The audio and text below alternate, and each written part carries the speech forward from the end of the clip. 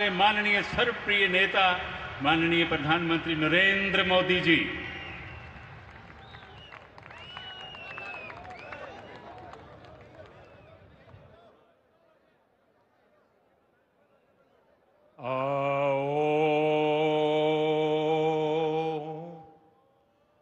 माता वैष्णो देवी दे चरणे च मत्था टेकना।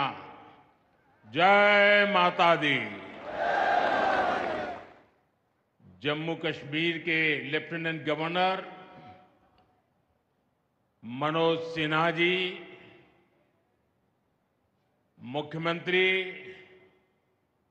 उमर अब्दुल्ला जी, केंद्रीय मंत्रिमंडल के मेरे सहयोगी Ashwini Vaishnaw ji, Jitendra Singh, V Somanna ji, deputy CM Surendra Kumar ji, Jammu Kashmir विधानसभा में नेता विपक्ष सुनील जी, संसद में मेरे साथी जुगल किशोर जी, अन्य जनप्रतिनिधिगण और मेरे प्यारे भाई और बहनों,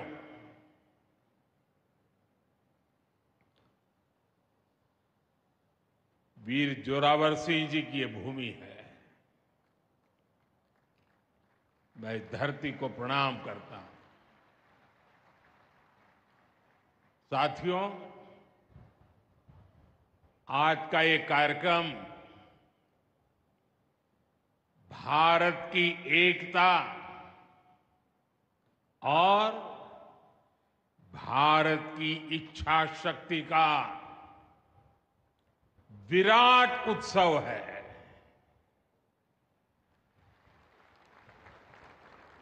माता वैष्णो देवी के आशीर्वाद से आज वादी कश्मीर भारत के रेल नेटवर्क से जुड़ गई है।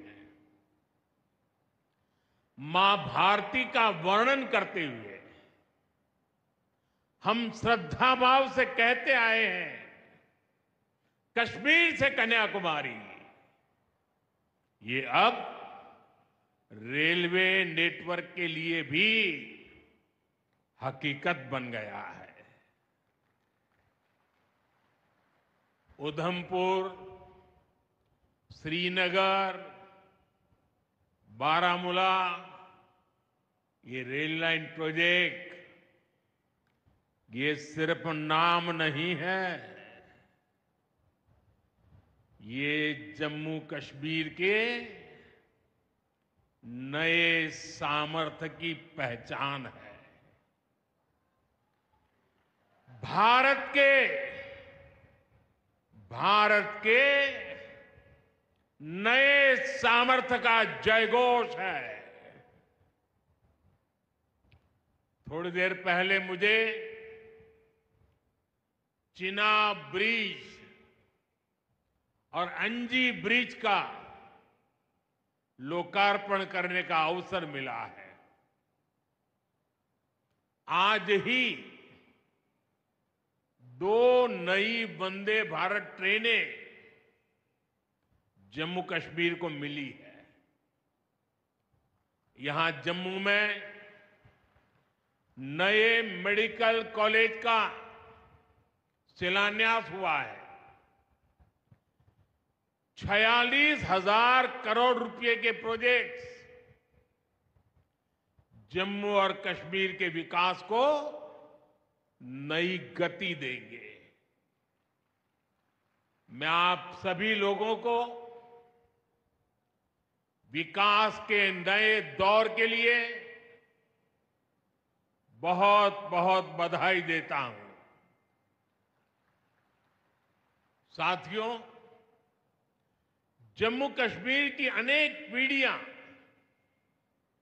रेल कनेक्टिविटी का सपना देखते देखते गुजर गई। मैं कल सीएम उमर अब्दुल्ला जी का एक बयान देख रहा था। और अभी भाषण में भी बताया, वो भी बोले थे कि जब वो 7वीं 8वीं में पढ़ते थे तब से इस प्रोजेक्ट को पूरा होने का इंतजार कर रहे थे। आज जम्मू कश्मीर के लाखों लोगों का सपना पूरा हुआ है। और ये भी हकीकत है, जितने अच्छे काम है ना, वो मेरे लिए ही बाकी रहे हैं। साथियों, ये हमारी सरकार का सौभाग्य है कि इस प्रोजेक्ट ने हमारे कार्यकाल में गति पकड़ी और हमने इसे पूरा करके दिखाया।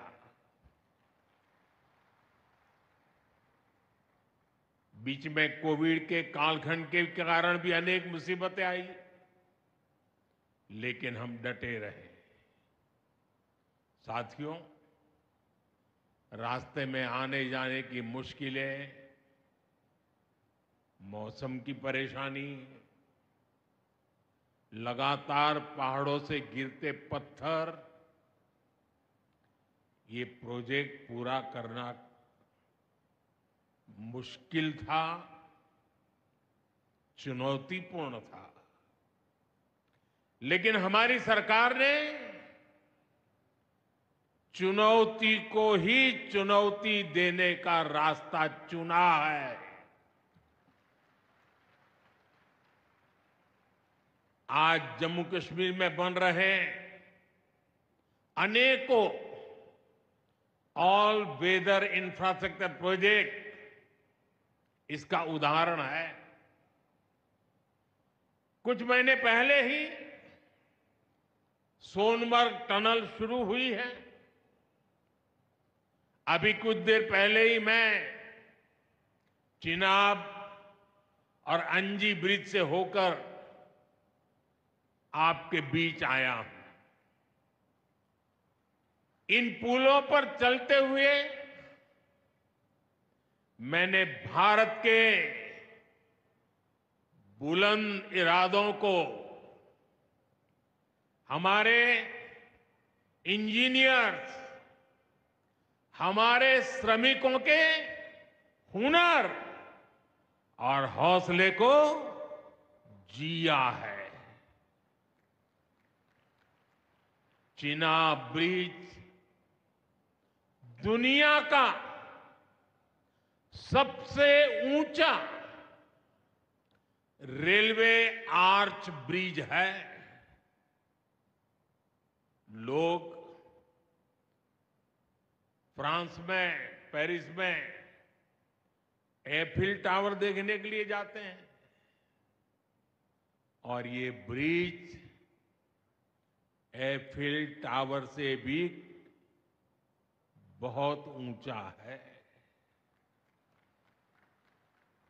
अब लोग चिनाब ब्रिज के जरिए कश्मीर देखने तो जाएंगे ही, ये ब्रिज भी अपने आप में एक आकर्षक टूरिस्ट डेस्टिनेशन बनेगा।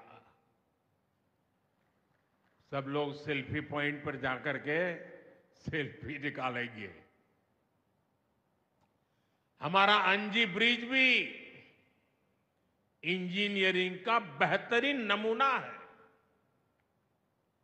ये भारत का पहला केबल सपोर्टेड रेलवे ब्रिज है। ये दोनों ब्रिज सिर्फ ईंट, सीमेंट, स्टील और लोहे के ढांचे नहीं है। ये पीर पंजाल की दुर्गम पहाड़ियों पर खड़ी भारत की शक्ति का जीवंत प्रतीक है। ये भारत के उज्जवल भविष्य की सिंह गर्जना है। ये दिखाता है विकसित भारत का सपना जितना बड़ा है, उतना ही बुलंद हमारा हौसला है, हमारा सामर्थ्य है। और सबसे बड़ी बात, नेक इरादा है, अपार पुरुषार्थ है। साथियों, चिनाब ब्रिज हो या फिर अंजी ब्रिज, ये जम्मू की और कश्मीर की दोनों क्षेत्रों की समृद्धि का जरिया बनेंगे। इससे टूरिज्म तो बढ़ेगा ही, इकोनॉमी के दूसरे सेक्टर्स को भी लाभ होगा। जम्मू और कश्मीर की रेल कनेक्टिविटी दोनों क्षेत्रों के कारोबारियों के लिए नए अवसर बनाएगी। इससे यहां की इंडस्ट्री को गति मिलेगी। अब कश्मीर के सेब कम लागत में देश के बड़े बाजारों तक पहुंच पाएंगे और समय पर पहुंच पाएंगे। सूखे मेवे हो या पश्मीना शॉल, यहां का हस्तशिल्प अब आसानी से देश के किसी भी हिस्से तक पहुंच पाएगा। इससे जम्मू कश्मीर के लोगों को देश के दूसरे हिस्सों में आना जाना भी बहुत आसान होगा। साथियों, मैं यहां संगलदान के एक स्टूडेंट का अखबार में कमेंट पढ़ रहा था। उस स्टूडेंट ने कहा कि उसके गांव के उन्हीं लोगों ने अब तक ट्रेन नहीं देखी थी जो गांव से बाहर गए। गांव के ज्यादातर लोगों ने ट्रेन का सिर्फ वीडियो ही देखा था। उन्हें अब तक यकीन ही नहीं हो रहा कि असली ट्रेन उनकी आंखों के सामने गुजरेगी। मैंने ये भी पढ़ा कि बहुत से लोग ट्रेनों के आने जाने का टाइम याद कर रहे हैं। एक और बिटिया ने बड़ी अच्छी बात कही। उस बिटिया ने कहा, अब मौसम तय नहीं करेगा कि रास्ते खुलेंगे या बंद रहेंगे। अब ये नई ट्रेन सेवा हर मौसम में लोगों की मदद करती रहेगी। साथियों, जम्मू कश्मीर मां भारती का मुकुट है। ये मुकुट एक से बढ़कर एक खूबसूरत रत्नों से जड़ा हुआ है। ये अलग अलग रत्न जम्मू कश्मीर का सामर्थ्य है। यहां की पुरातन संस्कृति, यहां के संस्कार, यहां की आध्यात्मिक चेतना, प्रकृति का सौंदर्य, यहां की जड़ी बूटियों का संसार, फलों और फूलों का विस्तार, यहां के युवाओं में, आप लोगों में जो टैलेंट है वो मुकुट मणि की तरह चमकता है। साथियों, आप भली भांति जानते हैं, मैं दशकों से जम्मू और कश्मीर आता जाता रहा। इंटीरियर इलाकों में मुझे जाने का, रहने का अवसर मिला है। मैंने इस सामर्थ्य को लगातार देखा है, महसूस किया है, और इसलिए मैं पूरे समर्पण भाव के साथ जम्मू कश्मीर के विकास में जुटा हूं। साथियों, जम्मू कश्मीर भारत की शिक्षा और संस्कृति का गौरव रहा है। आज भारत दुनिया के बड़े नॉलेज हब में से एक हमारा जम्मू कश्मीर बन रहा है, तो इसमें जम्मू कश्मीर की भागीदारी भी भविष्य में भी बढ़ने वाली है। यहां आईआईटी, आईआईएम, एम्स और नीट जैसे संस्थान है। जम्मू और श्रीनगर में सेंट्रल यूनिवर्सिटीज हैं। जम्मू और कश्मीर में रिसर्च इकोसिस्टम का भी विस्तार हो रहा है। साथियों, यहां पढ़ाई के साथ साथ दवाई के लिए भी अभूतपूर्व काम हो रहा है। बीते कुछ सालों में ही 2 स्टेट लेवल के कैंसर संस्थान बने हैं। पिछले 5 वर्षों में यहां 7 नए मेडिकल कॉलेज शुरू किए गए हैं। आप भी जानते हैं, जब मेडिकल कॉलेज खुलता है तो उससे मरीजों के साथ ही उस क्षेत्र के युवाओं को भी सबसे ज्यादा फायदा मिलता है। जम्मू कश्मीर में अब एमबीबीएस की सीटों की संख्या 500 से बढ़कर 1300 तक पहुंच गई है। मुझे खुशी है कि अब रियासी जिले को भी नया मेडिकल कॉलेज मिलने जा रहा है।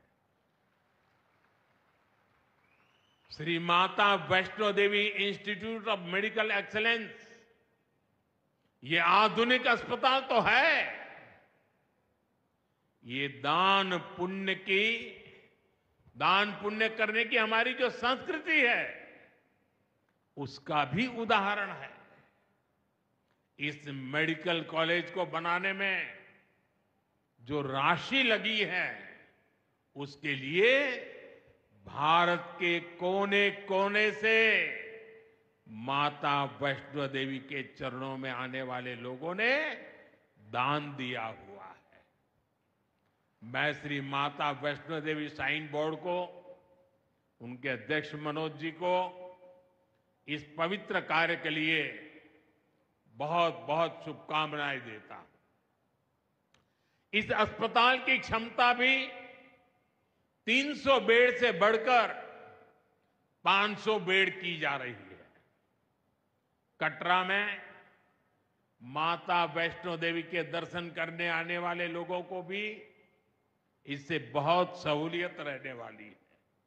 साथियों, केंद्र में भाजपा एनडीए की सरकार को अब 11 साल हो रहे हैं। ये 11 साल गरीब कल्याण के नाम समर्पित रहे हैं। प्रधानमंत्री आवास योजना से 4 करोड़ गरीबों का पक्के घर का सपना पूरा हुआ है।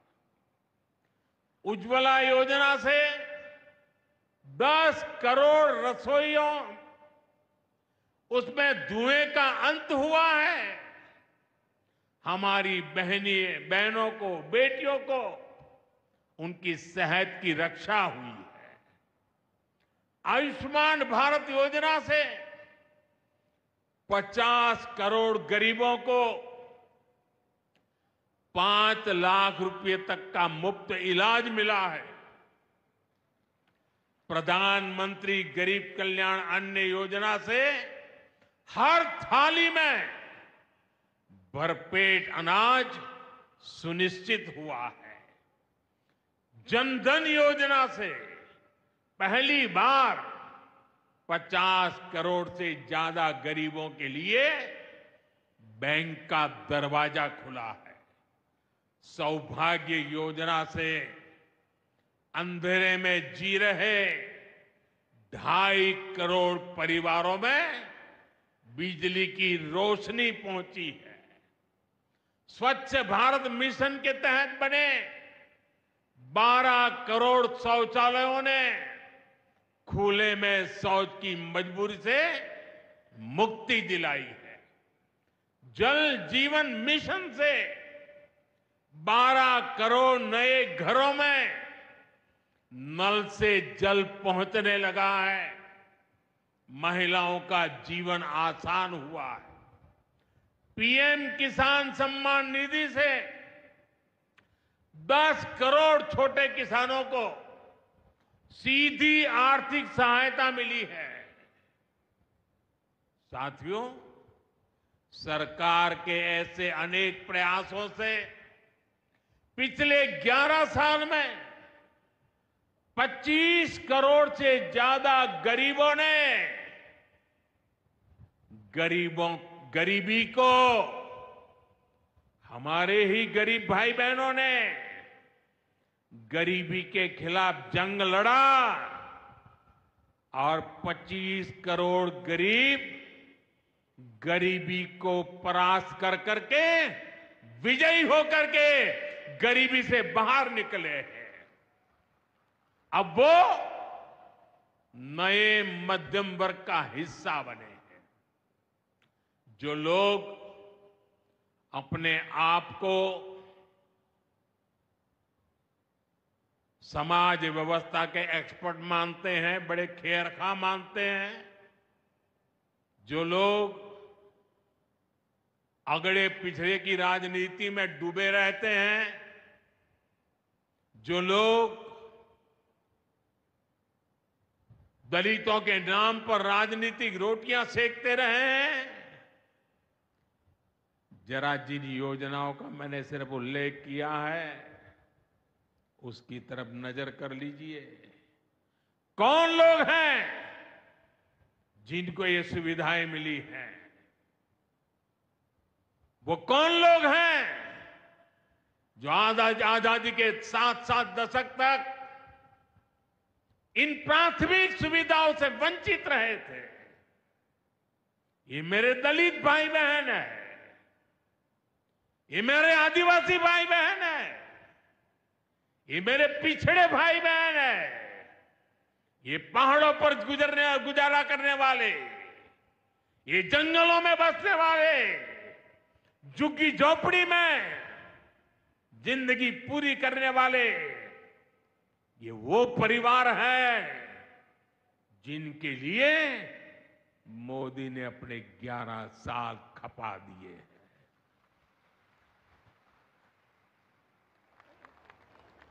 केंद्र सरकार का प्रयास है कि गरीबों को, नए मध्यम वर्ग को ज्यादा से ज्यादा ताकत दे। 1 रैंक 1 पेंशन हो, 12 लाख रुपए तक की सैलरी को टैक्स फ्री करना हो, घर खरीदने के लिए आर्थिक सहायता देना हो, सस्ती हवाई यात्रा के लिए मदद देनी हो, हर तरह से सरकार गरीब और मध्यम वर्ग के साथ कंधे से कंधा मिलाकर चल रही है। साथियों, गरीबों को गरीबी से मुक्ति पाने के लिए उनका मदद करना, लेकिन ईमानदारी से जीने वाले, देश के लिए समय समय पर टैक्स देने वाले मध्यम वर्ग की ताकत बढ़ाना, इसके लिए भी आजादी में पहली बार इतना काम हुआ है जो हमने करके दिखाया है। साथियों, हम अपने यहां नौजवानों के लिए लगातार रोजगार के नए अवसर बढ़ा रहे हैं और इसका एक अहम जरिया है टूरिज्म। टूरिज्म से रोजगार मिलता है, टूरिज्म लोगों को जोड़ता है, लेकिन दुर्भाग्य से हमारे पड़ोस का देश मानवता का विरोधी मेल जोल का विरोधी, टूरिज्म का विरोधी, इतना ही नहीं, वो ऐसा देश है जो गरीब की रोजी रोटी का भी विरोधी है। 22 अप्रैल को पहलगाम में जो कुछ हुआ वो इसी का उदाहरण है। पाकिस्तान ने पहलगाम में इंसानियत और कश्मीरियत दोनों पर वार किया। उसका इरादा भारत में दंगे कराने का था। उसका इरादा कश्मीर के मेहनतकश लोगों की कमाई को रोकना था। इसलिए पाकिस्तान ने टूरिस्ट पर हमला किया। वो टूरिज्म जो बीते 4-5 साल में लगातार बढ़ रहा था, हर साल यहां रिकॉर्ड संख्या में टूरिस्ट आ रहे थे। जिस टूरिज्म से जम्मू कश्मीर के गरीबों के घर चलते हैं, उसको पाकिस्तान ने निशाना बनाया। कोई घोड़े चलाने वाला, कोई पोर्टर, कोई गाइड, कोई गेस्ट हाउस वाला, कोई दुकान ढाबा चलाने वाला, पाकिस्तान की साजिश इन सबको तबाह करने की थी। आतंकियों को चुनौती देने वाला नौजवान आदिल, वो भी तो वहां मेहनत मजदूरी करने गया था, लेकिन अपने परिवार की देखरेख कर सके इसलिए मेहनत कर रहा था। आतंकियों ने उस आदिल को भी मार दिया। साथियों, पाकिस्तान की साजिश के खिलाफ जिस प्रकार जम्मू कश्मीर के लोग उठ खड़े हुए हैं, जम्मू कश्मीर के अवाम ने इस बार जो ताकत दिखाई है, ये सिर्फ पाकिस्तान नहीं, दुनिया भर की आतंकवादी मानसिकता को जम्मू कश्मीर के लोगों ने कड़ा संदेश दिया है। जम्मू कश्मीर का नौजवान अब आतंकवाद को मुंह तोड़ जवाब देने का मन बना चुका है। ये वो आतंकवाद है जिसने घाटी में स्कूल जलाए, और सिर्फ स्कूल यानी इमारत नहीं जलाई थी, 2-2 पीढ़ी का भविष्य जला दिया था, अस्पताल तबाह किए, जिसने कई पीढ़ियों को बर्बाद किया। यहां जनता अपनी पसंद के नुमाइंदे चुन सके, यहां चुनाव हो सके, ये भी आतंकवाद के चलते बड़ी चुनौती बन गया था। साथियों, बरसों तक आतंक सहने के बाद जैसे जम्मू कश्मीर ने इतनी बर्बादी देखी थी, इतनी बर्बादी देखी थी कि जम्मू कश्मीर के लोगों ने सपने देखना ही छोड़ दिया था। आतंकवाद को ही अपना भाग्य मान लिया था। जम्मू कश्मीर को इस स्थिति से निकालना जरूरी था, और हमने ये करके दिखाया है।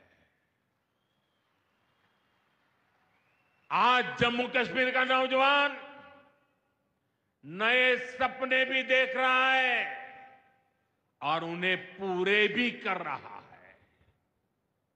अब कश्मीर का नौजवान बाजारों को, शॉपिंग मॉल्स को, सिनेमा हॉल को गुलजार देख करके खुश है। यहां के लोग जम्मू कश्मीर को फिर से फिल्मों की शूटिंग का प्रमुख केंद्र बनते देखना चाहते हैं। इस क्षेत्र को स्पोर्ट्स का हब बनते देखना चाहते हैं। यही भाव हमने अभी माता खीर भवानी के मेले में भी देखा है। जिस तरह हजारों लोग माता के दर पर पहुंचे, वो नए जम्मू कश्मीर की तस्वीर दिखाता है। अब 3 तारीख से अमरनाथ यात्रा भी शुरू होने वाली है। ईद की उमंग भी हम चारों तरफ देख रहे हैं।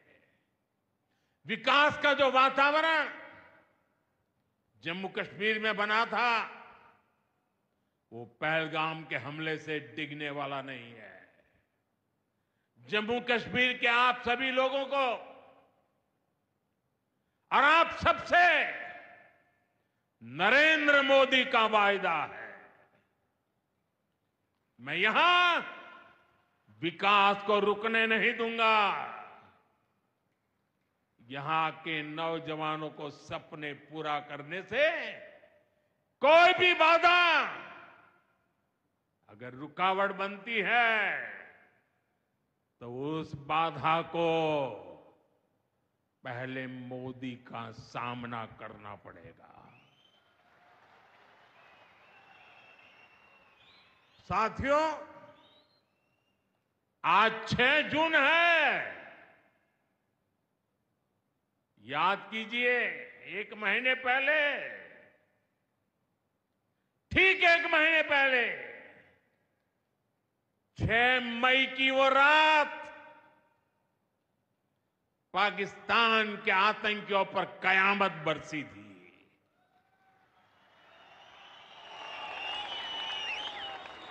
अब पाकिस्तान कभी भी ऑपरेशन सिंदूर का नाम सुनेगा तो उसे अपनी शर्मनाक शिकस्त याद आएगी। पाकिस्तानी फौज और आतंकियों ने कभी सोचा नहीं था कि भारत पाकिस्तान में सैकड़ों किलोमीटर अंदर जाकर के आतंकवादियों पर इस तरह वार करेगा। बरसों की मेहनत से उन्होंने आतंकी जो इमारतें बनाई थी, वो कुछ ही मिनटों में खंडहर में बदल गई है।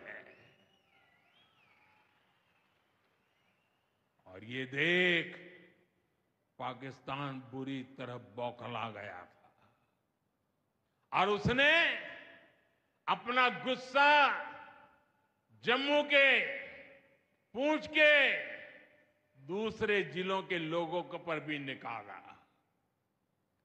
पूरी दुनिया ने देखा कि पाकिस्तान ने कैसे यहां घर उजाड़े, बच्चों पर गोले फेंके, स्कूल, अस्पताल तबाह किए, मंदिर, मस्जिद, गुरुद्वारों पर शेलिंग की। आपने जिस तरह पाकिस्तान के हमलों का मुकाबला किया, वो हर देशवासी ने देखा है। इसलिए अपने परिवारजनों ने उनके साथ हर देशवासी पूरी शक्ति से खड़ा है। साथियों, जिन लोगों की क्रॉस बॉर्डर फायरिंग में मृत्यु हुई है, उनके परिवार के सदस्य को कुछ दिन पहले ही नियुक्ति पत्र सौंपे गए हैं। सेलिंग से प्रभावित 2000 से ज्यादा परिवारों की तकलीफ भी हमारी अपनी तकलीफ है। इन परिवारों को सेलिंग के बाद अपने घर की मरम्मत के लिए आर्थिक मदद दी गई थी। अब केंद्र सरकार ने ये तय किया है कि इस मदद को और बढ़ाया जाए। आज के इस कार्यक्रम में मैं इसकी भी जानकारी आपको देना चाहता हूं। साथियों, जिन घरों में बहुत ज्यादा नुकसान हुआ है उन्हें अब 2 लाख रुपए और जो घर आंशिक रूप से क्षतिग्रस्त हुए उन्हें 1 लाख रुपए की सहायता अलग से दी जाएगी, अतिरिक्त दी जाएगी। यानी अब उन्हें पहली बार की मदद के बाद ये एक्स्ट्रा धनराशि मिलेगी।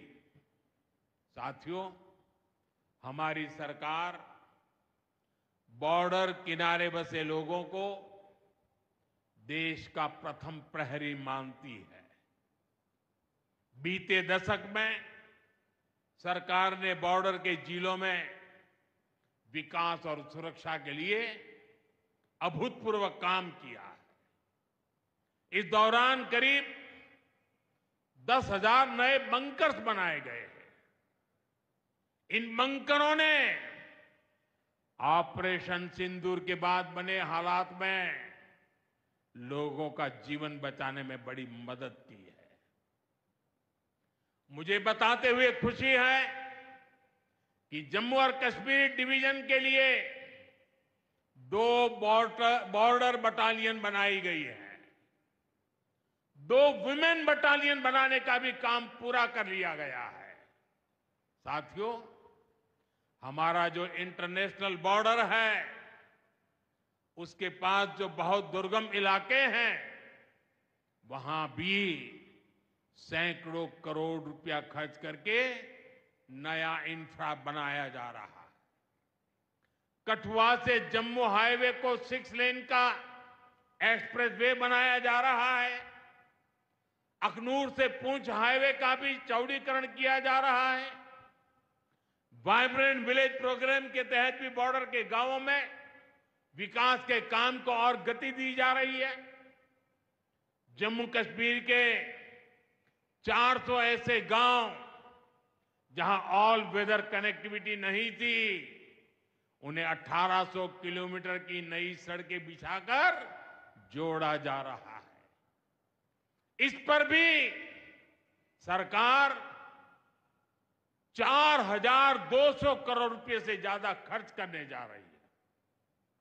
साथियों, आज मैं जम्मू कश्मीर के आप लोगों से, खासकर यहां के नौजवानों से एक विशेष आग्रह भी करने आया हूं और जम्मू कश्मीर की धरती से मैं देश को भी आग्रह करना चाहता हूं। आपने देखा है कि कैसे ऑपरेशन सिंदूर ने आत्मनिर्भर भारत की ताकत दिखाई है।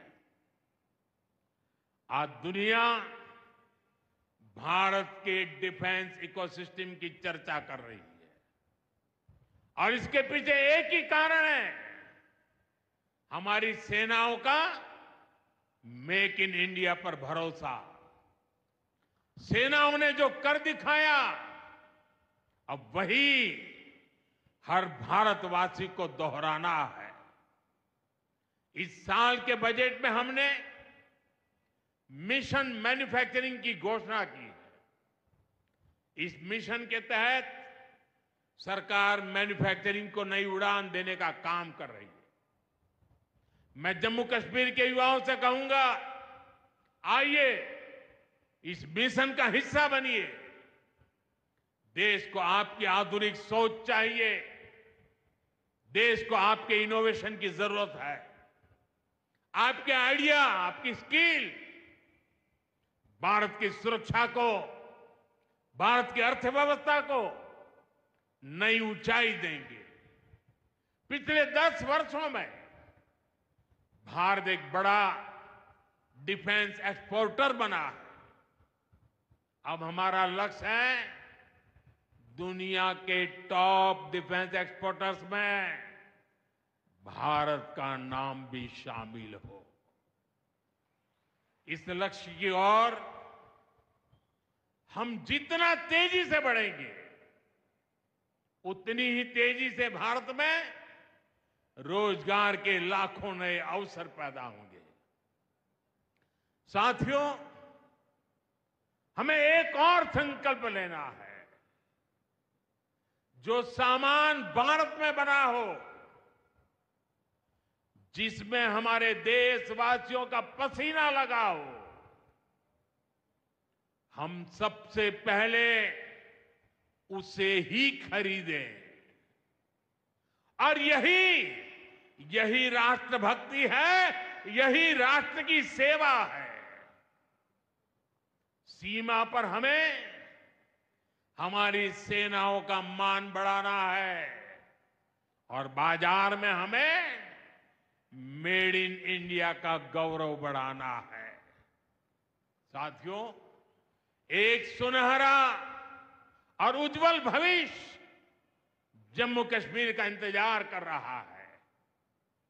केंद्र सरकार और यहां की सरकार मिलकर विकास के कार्यों में जुटे हैं, एक दूसरे को सहयोग कर रहे हैं।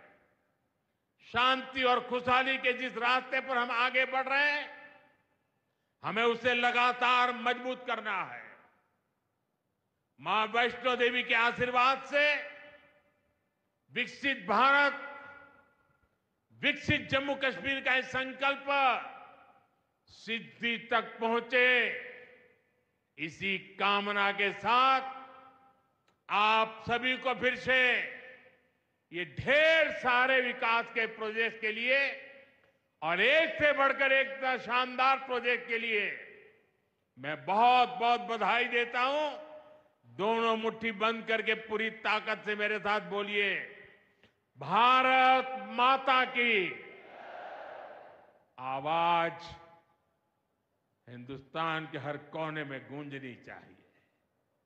भारत माता की, भारत माता की, भारत माता की, भारत माता की। बहुत बहुत धन्यवाद।